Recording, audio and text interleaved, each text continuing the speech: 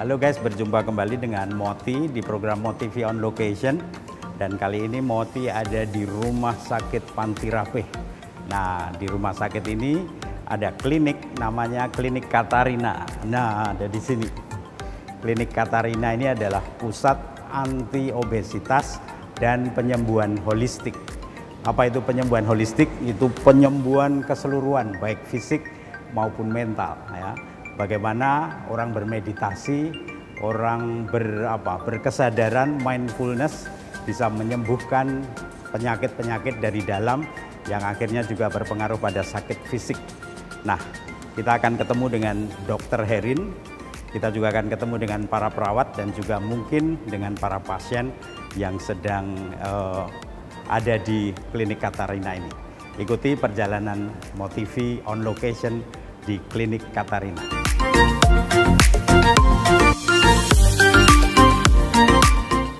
Selamat pagi, Suster, Mbak. Ini Klinik Katarina, J. Apa yang terjadi di sini? Katarina itu lebih untuk pusat anti obesitas dan juga kesehatan holistik. Oke, seperti saya ini penting ya. Iya, betul. Terus untuk kami di sini itu ada beberapa paket. Nanti untuk sekali kunjungan itu namanya paket Streamable Duo. Terus nanti untuk ada yang lain, paket-paket yang lain fasilitasnya sudah ada di leaflet ini. Oh, ada di leaflet ini semua. Iya, nanti ini ada program 1 minggu, 2 minggu, 1 bulan, 2 bulan, 3 bulan. Nanti terserah Romo mau ambil paket yang mana. Nanti untuk fasilitasnya dan harga sudah ada di sini. Nanti kalau mau sekalian dengan laboratorium, nanti ada paket plus, harganya juga akan berbeda dengan yang mengambil paket. Nah, kalau pasien datang pertama ke sini diapain? Kalau untuk pasien datang sini, kami akan cek ulang untuk registernya, apakah sudah janjian atau belum. Kalau sudah, biasanya kami mintakan untuk ini. Rapotnya. Ini rapotnya. Evaluasinya seperti ini. Di sini. Jadi nanti Romo setelah kami registrasi nanti duduk di sebelah. Duduk di sini. Nanti akan ditensi sama. Ini suster ini yang. Iya, dengan suster. Saya ditensi juga ini. Boleh.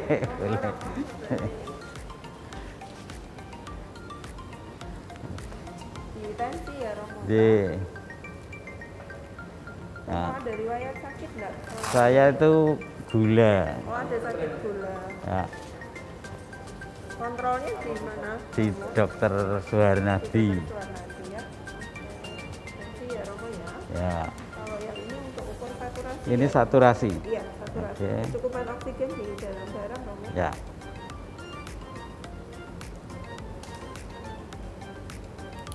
Romo siapa? Romo Murti Hadi. Ya, SJ.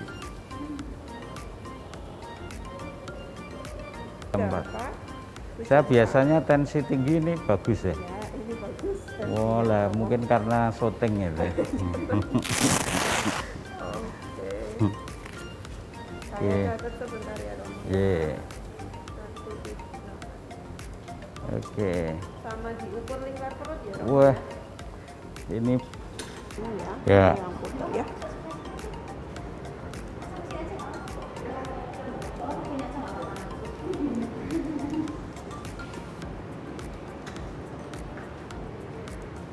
...106 ya Romo ya? 106. Ini berarti terlalu gemuk ya? Terlalu gemuk. 106 ya Romo. Ini kah? Romo naik, kakinya masuk semua pertimbangan, terus tangannya lurus ke depan. Pantang ya Romo. 82,1 ya Romo. Oke, sekarang tinggi.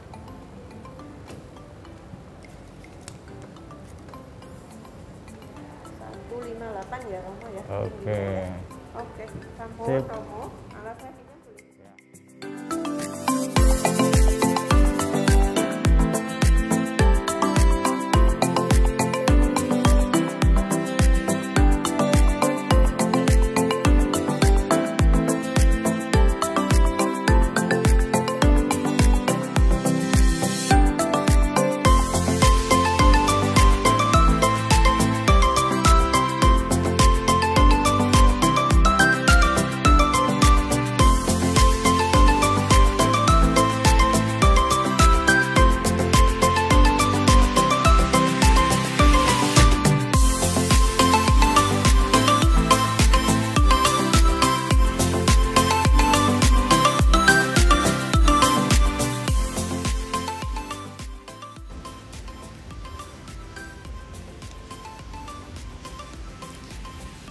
Ya, baik, terima kasih Romo Murti untuk pertanyaan.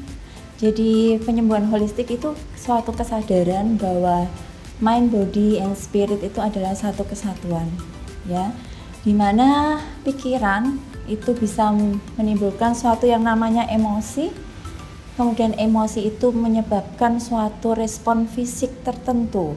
Jadi misalnya kalau ada suatu kejadian yang menakutkan, misalnya kita nonton film horor gitu kan, secara pikiran kita merasa, wah kok itu ada pocong ya yang lompat-lompat, terus wajahnya mengerikan ya, kemudian timbul emosi takut, kemudian respon fisiknya adalah deg-degan, kemudian ada rasa keringat dingin, kemudian ingin lari kan gitu ya. Demikian juga suatu penyakit kronis itu bisa disebabkan oleh pikiran-pikiran atau kecemasan yang kronis ya. Jadi misalnya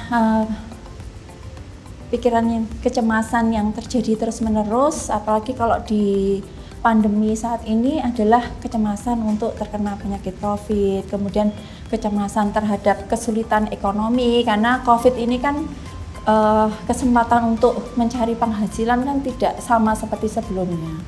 Nah, hal-hal itu menyebabkan kecemasan yang timbulnya kronis. Kecemasan yang timbulnya kronis itu menyebabkan suatu respon tubuh yang ada yang namanya hormon kecemasan. Hormon kecemasan tersebut akan meningkat, menyebabkan suatu kondisi yang sering deg-degan, ya. Kemudian menyebabkan gula darah naik, karena sebetulnya respon cemas itu kan dibutuhkan supaya manusia itu bisa mempertahankan diri terhadap bahaya. Seperti misalnya kalau kita tiba-tiba ketemu dengan singa atau macan di jalan, pasti ada rasa takut kan, kemudian adrenalinnya meningkat, rasa cemasnya meningkat, kemudian ada keinginan untuk mempertahankan diri atau lari. Nah, pada saat kita merasa takut, merasa cemas, itu yang hormon adrenalin itu akan meningkatkan energi dalam tubuh kita yang menyiapkan kita untuk berlari dan menghindari. Tetapi kalau rasa cemas, rasa takut itu tidak ada wujudnya seperti saat ini, maka energi yang dikeluarkan oleh tubuh itu tidak dipakai untuk berlari atau melawan. Akibatnya terjadi yang namanya surplus energi. Ya, sehingga saat ini banyak sekali mereka yang mengalami peningkatan berat badan sehingga terjadi obesitas. Ya, obesitas sendiri merupakan pintu dari penyakit kronis, misalnya hipertensi, diabetes mellitus, kemudian kanker, ya, juga gangguan di persendian, misalnya sendi-sendi lutut sering sakit seperti itu. Jadi dengan menyadari bahwa pikiran itu mempengaruhi emosi dan emosi mempengaruhi tubuh, maka pengobatan itu tidak hanya dengan obat-obatan farmasi ya, tapi juga pengobatan yang meliputi perubahan gaya hidup, kemudian bagaimana cara untuk mengelola stres dengan baik ya. Perubahan gaya hidup tuh bisa dilakukan dengan pengaturan pola makan, dengan makan yang lebih sehat, lebih teratur, dengan pemilihan jenis makanan yang lebih sehat dan menimbulkan manfaat karena kandungan vitamin, antioksidan dan mineralnya yang tinggi, misalnya seperti itu. Kemudian juga olahraga lebih rutin ya. Olahraga yang baik adalah olahraga yang tidak hanya endurance ya, tapi juga kekuatan otot. Olahraga yang baik untuk meningkatkan kesehatan adalah ada target tertentu, yaitu dalam 1 minggu 150 sampai 300 menit. Ya, itu selama seminggu. Dan olahraga yang dipilih adalah olahraga yang meningkatkan kesehatan kardiovaskuler, misalnya sepeda, kemudian jalan cepat, jogging, berenang, dan ditambah 2 kali kekuatan otot. Misalnya berlatih dengan dumbbell, dengan berat badan sendiri gitu ya.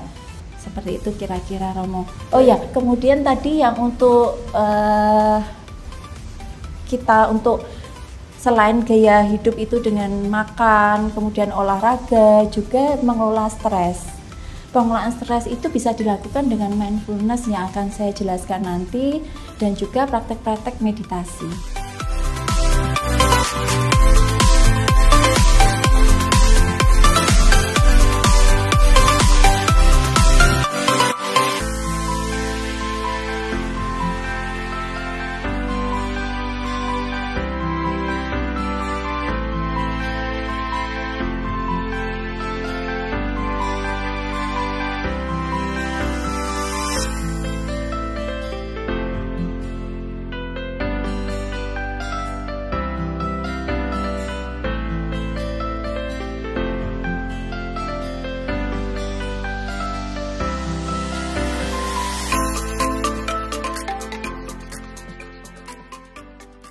mindfulness sebetulnya sudah lama ya, mindfulness ini ada, tetapi kenapa sekarang menjadi ngetren ya? Karena kesadaran untuk kesehatan mental, apalagi di masa pandemi ini menjadi sangat penting. Karena dengan kesehatan mental kita bisa bersahabat dengan pandemi ini, kita terhindar dari penyakit ya. Mindfulness sendiri adalah suatu kesadaran bahwa respon kita terhadap dunia luar itu adalah pilihan kita.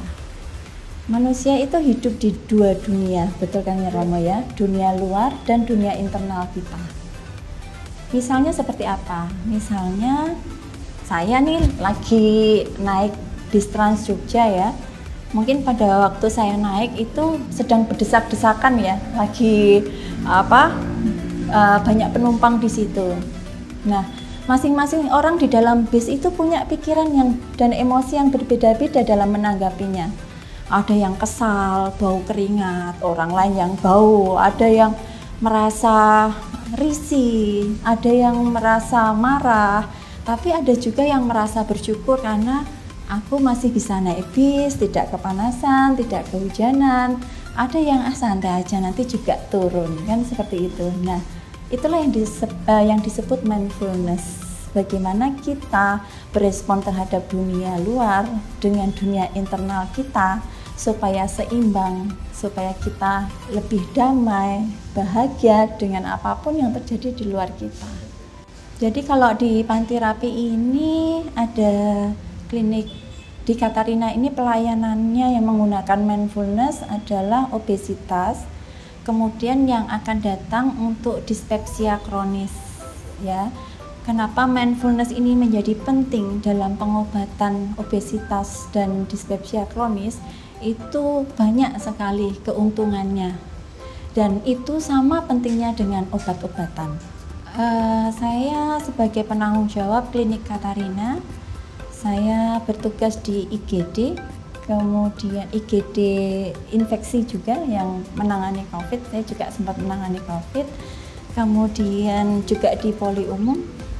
Jadi saya kuliah Fakultas Kedokteran, lulus tahun 2005 dari FKUGM ya saya. Kemudian karena saya itu menyukai hal-hal yang berbau preventif, kemudian ketenangan, kemudian membantu orang lain untuk lebih sehat, lebih tenang, itu saya mengambil biomedis anti-aging medicine. Jadi kita ini kan memang akan menua pada akhirnya, tapi bagaimana kita menikmati masa-masa kita menuju penuaan itu dengan penerimaan diri, hidup lebih sehat, hidup lebih bahagia, sehingga kita menua tapi fisik kita, mental kita itu tetap muda seperti itu ya. Artinya kita meskipun menua tapi tetap sehat, tidak sakit-sakitan, tetap happy, karena pada dasarnya ya kita nanti kan ditinggalkan anak cucu kita hidup sendiri bersama komunitas kita, tapi bagaimana kita mempersiapkan itu sejak dini gitu.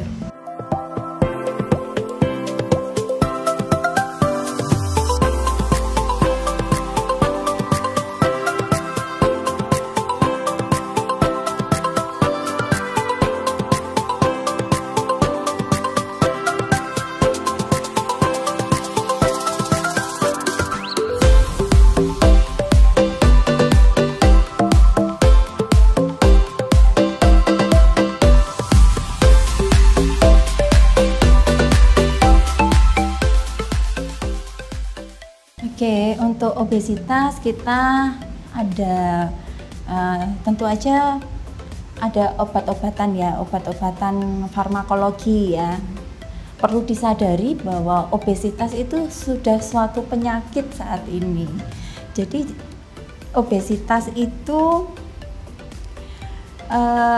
banyak orang tidak menyadari bahayanya karena merasa belum kena penyakit. Aku gemuk juga bahagia, nggak ada apa-apa gitu kan, banyak yang berespon seperti itu. Tetapi sebetulnya obesitas sendiri itu sudah merupakan suatu penyakit ya. obesitas bisa menyebabkan suatu gangguan mental, misalnya kecemasan, depresi, bipolar, dan sebaliknya. Pasien dengan depresi, cemas, gangguan jiwa bisa juga terjadi yang namanya obesitas. Nah, obesitas itu kenapa berbahaya? Karena sel-sel lemak itu kalau berlebihan itu tidak hanya mempengaruhi pola kerja fisik tubuh, tapi juga cara berpikir, bagaimana kita merespon terhadap dunia luar, kemudian cara mencari makan dan apa jenis makanan yang dipilih. Maka tidak heran kalau para penderita obesitas biasanya kesulitan dalam berdiet. Ya, dengan pemotongan 1000 kalori merasa kesulitan karena biasa dengan surplus energi yang kronis. Jadi otaknya belum terbiasa, biasa dengan 2000 diberi 1000, maka akan terjadi yang namanya perlawanan. Karena sebetulnya yang terjadi, yang sel-sel lemak berlebihan itu sebenarnya sudah mengubah pola pikir, itu yang tidak disadari. Jadi kenapa penanganan obesitas itu perlu intensif, apalagi obesitas yang berat. Obesitas yang berat itu selain ada kegemukan, juga ada penyakit kronis yang dialami, misalnya ada penyakit jantung, ya, kemudian ada gangguan diabetes. Nah, itu juga perlu intensif ya, supaya tidak terjadi komplikasi lebih lanjut.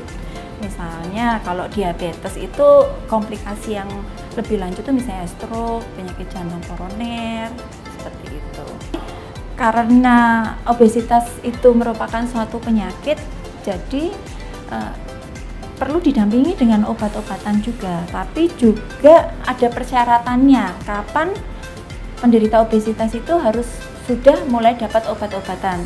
Tentu saja dengan mempertimbangkan bahwa manfaatnya jauh lebih besar daripada resikonya, dan manfaat penurunan berat badan yang urgen itu lebih penting dibandingkan dengan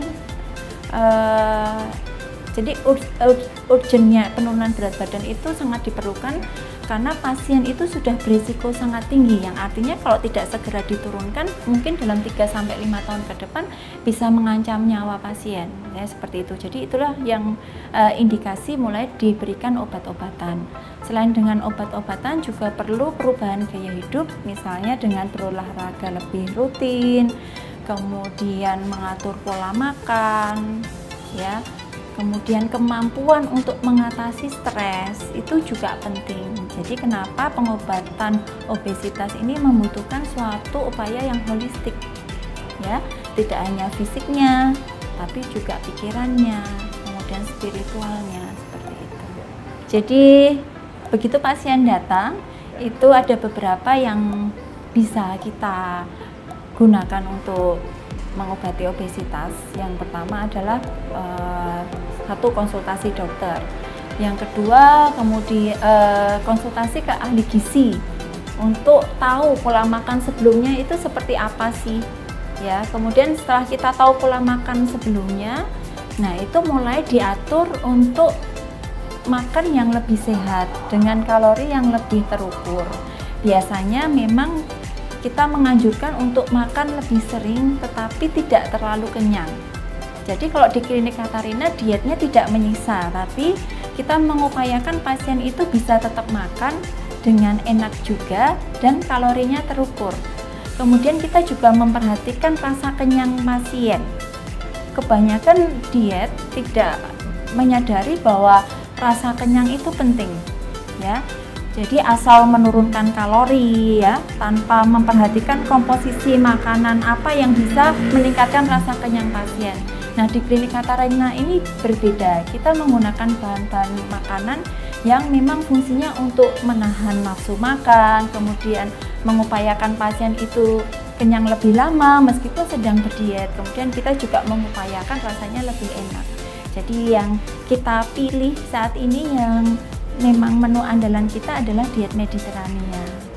Diet Mediterania itu adalah salah satu diet terbaik di dunia yang sudah diteliti, manfaatnya baik sekali untuk penurunan berat badan sekaligus untuk meningkatkan kesehatan kardiovaskuler, pencegahan kanker, dan manfaat kesehatan lainnya yang besar.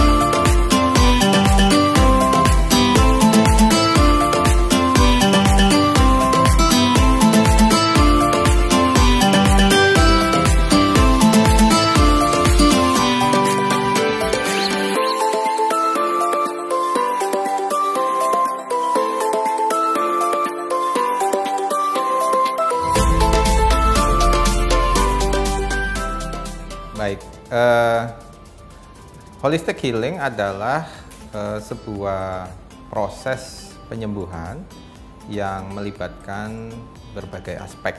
Sesungguhnya proses holistik itu melibatkan aspek bio ataupun biologis atau fisik, kemudian psiko atau psikologis, kemudian sosio ataupun sosial, dan spiritual. Jadi bio, psiko, sosio, spiritual. Itulah yang dinamakan dengan proses healing secara holistik. Ya, saya selaku psikiater atau dokter spesialis kedokteran jiwa di Rumah Sakit Pantirapi, maka kami membantu untuk proses, sebenarnya konsep kesehatan jiwa itu juga adalah konsep yang holistik.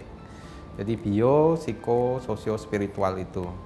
Maka kalau kita kembali pada konsep kesehatan, kesehatan itu bukan hanya kesehatan fisik, tapi juga ada kesehatan mental atau kesehatan emosional. Ada satu quote bahwa tiada kesehatan tanpa kesehatan jiwa. Maka peran dari psikiater itu sesungguhnya sangat besar, sangat utama dalam pengelolaan suatu kesehatan. Jadi kami membantu untuk proses healing, menguatkan kembali dari sisi bio, psiko, sosio, spiritual itu. Mindfulness based therapy atau terapi berbasiskan mindfulness ini memang menjadi populer sejak 2-3 dekade terakhir di dunia barat, dan memang ini menjadi populer dalam saya perhatikan 1 tahun sampai 2 tahun terakhir, terutama di dalam kondisi pandemi saat ini yang menimbulkan berbagai gangguan, apakah itu stres, cemas, depresi, ataupun trauma. Jadi mindfulness adalah sebuah latihan di mana kemudian seseorang itu mendapatkan kesadaran, ya, kesadaran yang didapatkan melalui upaya perhatian penuh terhadap masa kini. Jadi ada konsep di mana seseorang yang berlatih mindfulness adalah hadir secara penuh pada momen saat ini dan di sini. Jadi here and now. Nah, mengapa ini penting? Kemudian ternyata di dalam penelitiannya mindfulness ini membantu, Romo, dalam apakah itu gangguan kesehatan fisik maupun mental. Pertama-tama penelitian yang mindfulness ini dipopulerkan oleh seorang tokoh yang bernama Jon Kabat-Zinn. Beliau membuat sebuah program terapi di mana kemudian diteliti pada mereka yang mengalami nyeri kronis. Nah, suatu gangguan nyeri itu tidak hanya melibatkan aspek dari fisik saja ataupun sensasi nyerinya itu, tapi juga ada aspek emosional yang terlibat di situ. Karena itu kan setiap orang yang mengalami mungkin nyeri itu tidaklah sama. Nah, kemudian dengan latihan mindfulness itu kemudian mereka yang mengalami gangguan nyeri itu dilatih dan akhirnya juga mampu menerima nyeri itu merupakan bagian dari kondisi yang dialaminya.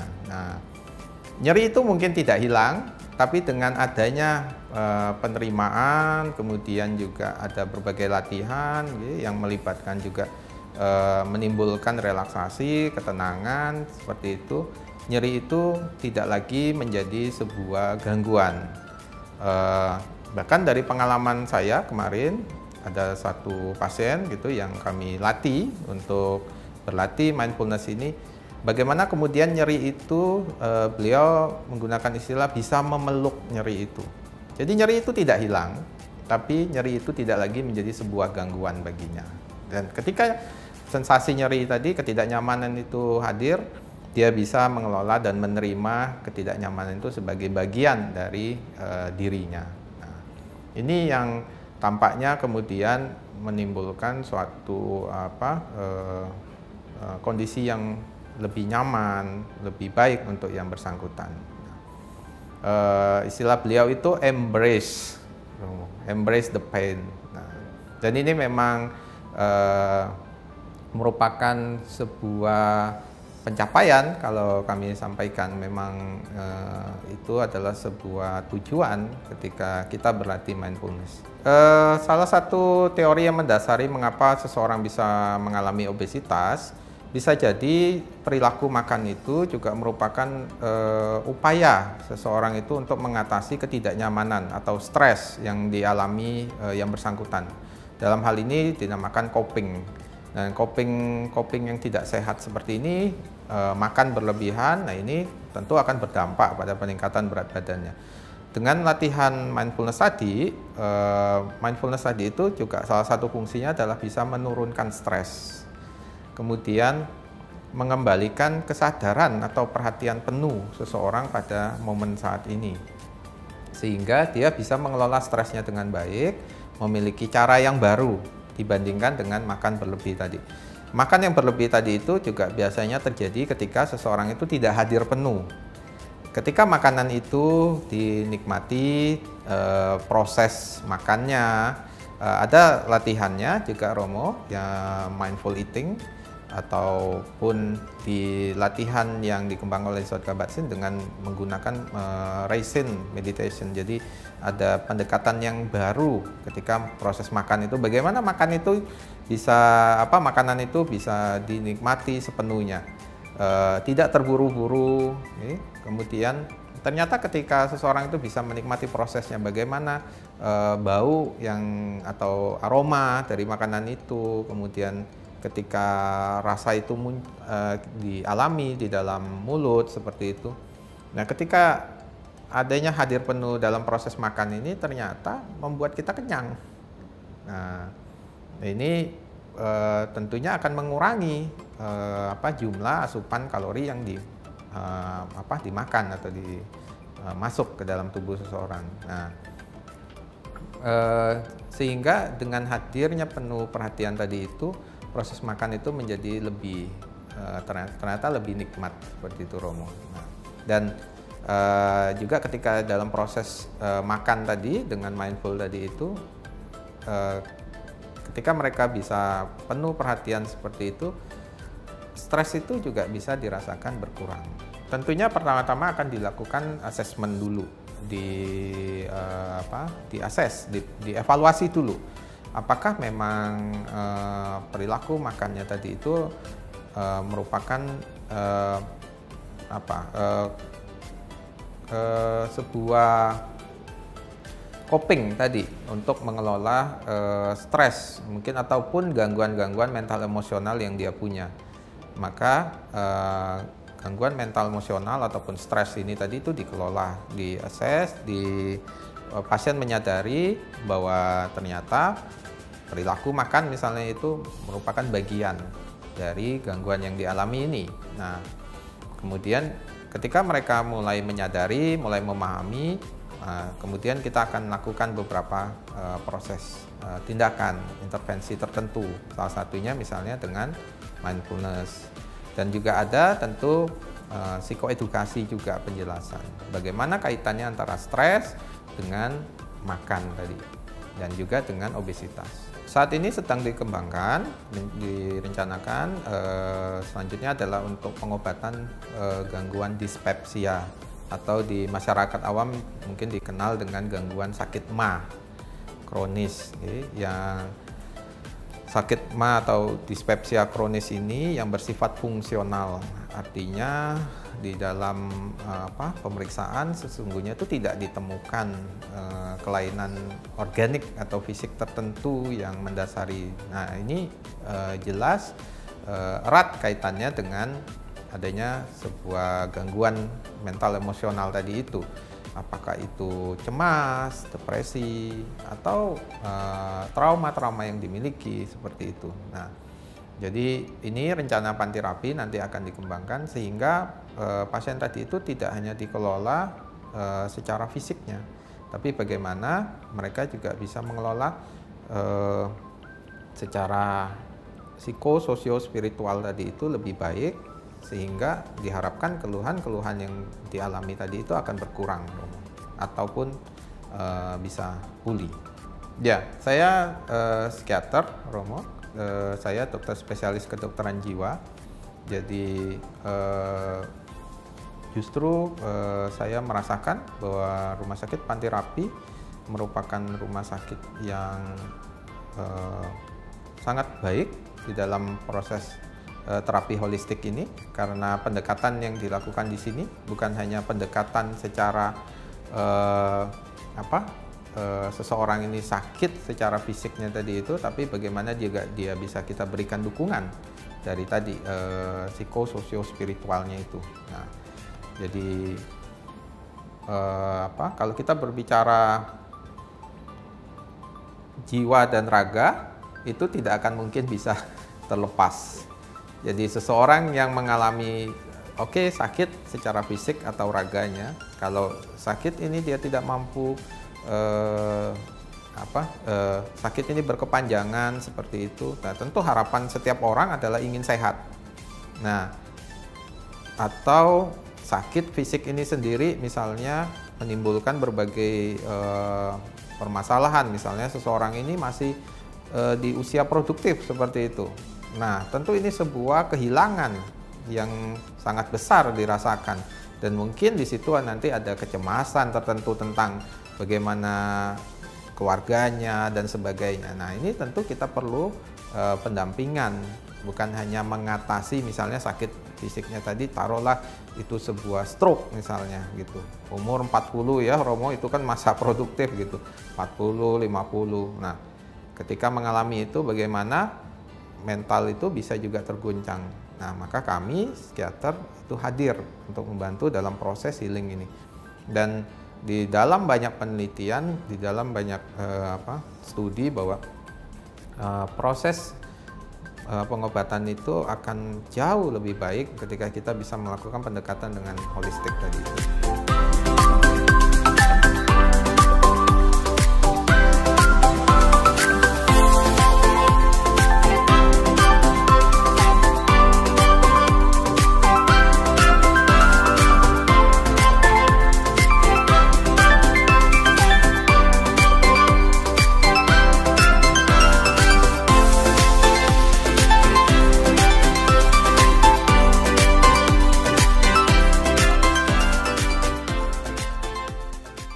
Ya, waktu itu memang saya sempat gemuk sekali, jadi rasanya buat jalan sebentar aja sudah sesak nafas, buat naik tangga begitu sudah rasanya nggak kuat gitu. Jadi saya merasa harus sehat. Yang memberi motivasi waktu itu anak saya.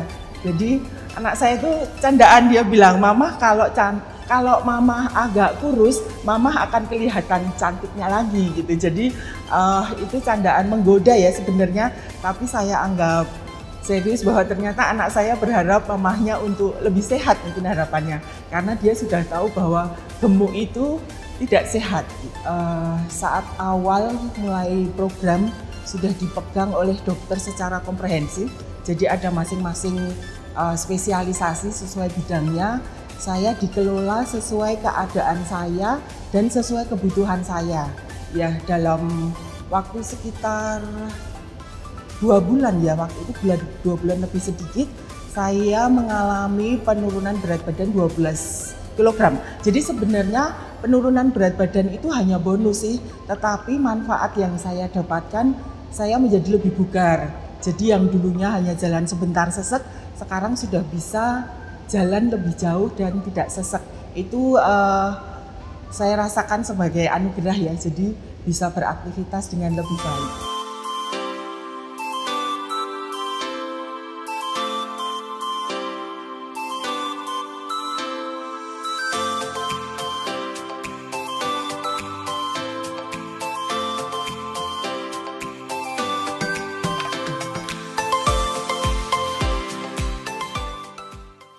Ya, sangat ngefek dan sangat nyaman ya. Jadi karena sebenarnya diet yang disarankan juga masih enak, makannya masih enak, hanya porsi yang ada ukurannya ya. Dan ketika kita makan apa itu kita dipantau. Jadi kita tahu kebutuhan kita hari itu tuh apa yang kurang, apa yang berlebih itu dipantau dan diberikan saran. Jadi secara kontinu ya dipantau dan diberikan saran sesuai kebutuhan. Jadi kelebihan saya apa, kekurangan apa itu dipantau, dimonitoring gitu ya. Baik, jadi waktu masuk itu saya konsultasi dulu dengan dokter ya, waktu itu Dokter Herin.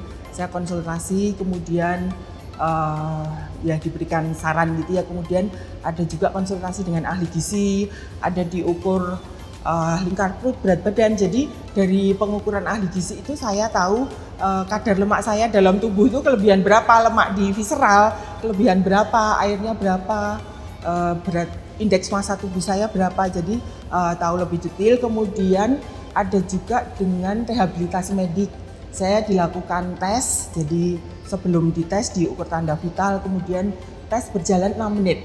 Dari berjalan itu fisioterapinya, jadi rehab medik itu tahu kondisi kebugaran saya untuk menentukan olahraga apa yang pas sesuai kondisi fisik saya. Karena kebetulan saya juga ada penyakit jantung, jadi memang harus olahraganya diperhatikan sesuai keadaan dan kebutuhan. Jadi saya diajarkan bagaimana untuk meditasi ya, bagaimana untuk memotivasi diri, bagaimana untuk jadi hipnoterapi ya, hipnoterapi juga. Jadi kayak ya dibimbing untuk akhirnya kita bisa mengenal diri dengan lebih baik gitu. Bisa lebih hening, bisa lebih tenang, bisa lebih mengendalikan emosi kayak gitu.